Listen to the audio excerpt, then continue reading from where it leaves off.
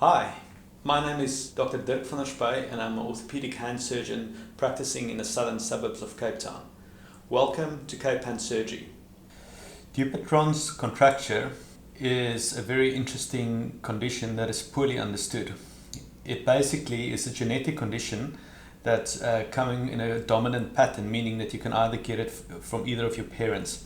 The disease or dis-ease or contracture is essentially a gene that is activated by environmental factors which we don't really understand.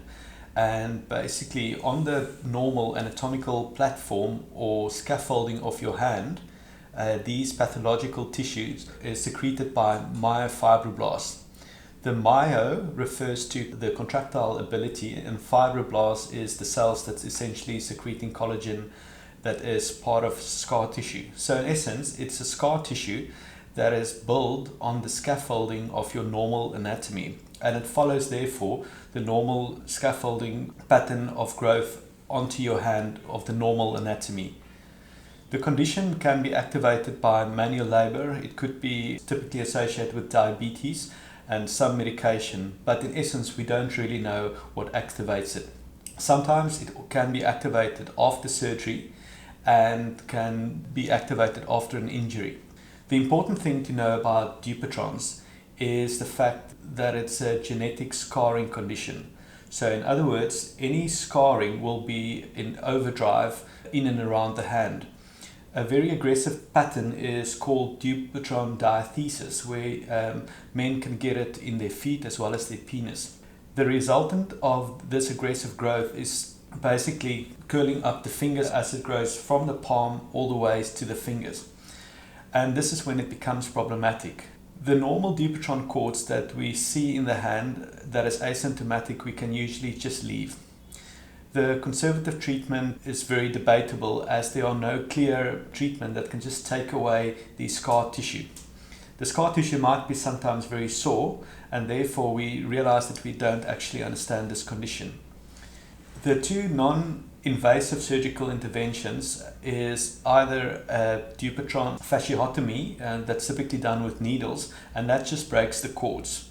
This is typically used if there's a very specific cord that we can straighten the finger, but it's got an 80% recurrence. In parts of Europe, there's an enzyme that breaks down collagen, and this enzyme is unfortunately not available in South Africa.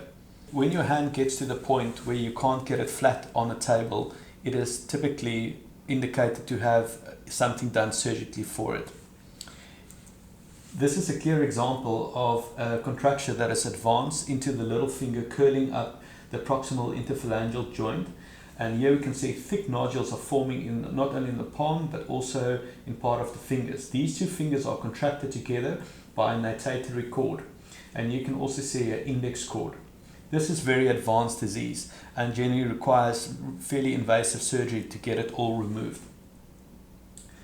In this case, we can clearly see the fingers are curled up, and here we can see a very specific pretendinous cord that is formed in the palm, but it progresses to all these fingers, keeping them in a flexed position.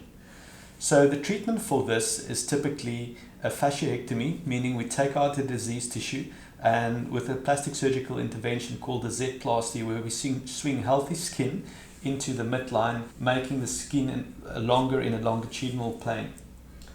Here we can clearly see this hand would not go flat, and we have to force it open, and this is all Dupuytren cords formed in the palm of the hand. This incision is planned, and of importance here is the Z-plasty is designed in the areas that are shortened, and the surgery is very much planned around getting the tissue out but also dissecting it free from all the neurovascular structures. The Dupuytren's tissue creates spiral cords as it grows towards the fingers that spirals and wrap around the neurovascular bundle, and therefore this operation is a very meticulous and risky procedure, as we need to excise the diseased tissue away from the normal structures in order to ensure that normal anatomy can be maintained, getting the hand in a straight position. This is what Dupuytren's contracture looks like. Here we can clearly see these thick pathological bands of tissue growing from the palm all the way in different patterns, oblique bands, spiral cords, all the way towards the fingers. It always got very deep claws going into the flexure sheath as well as the part of the joint, and also can attach itself to the neighboring fingers as well as the skin, making this procedure very difficult. But we can get very good result with surgery, and we can get the hand completely straight. Of importance is that the surgery is the beginning of a very long journey. Typically, wound healing takes 2 to 4 weeks, at which stage the sutures will be removed. And the most important thing is that we want mobility back as quick as possible, as our greatest enemy in Dupuytrens is stiffness. Generally, most of the wounds heal with vengeance. As I said earlier, this is a scar disease. It's a condition where you're genetically programmed to make more aggressive scarring, and therefore the journey of healing is much longer, and therefore there's a risk of recontracture.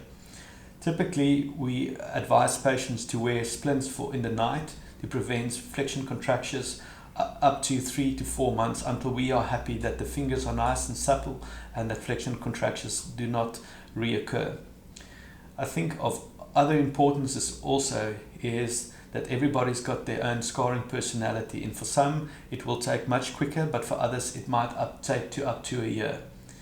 If you present with Dupuytrens tissue, rather let it seen to sooner than later, because treating advanced conditions is more complicated.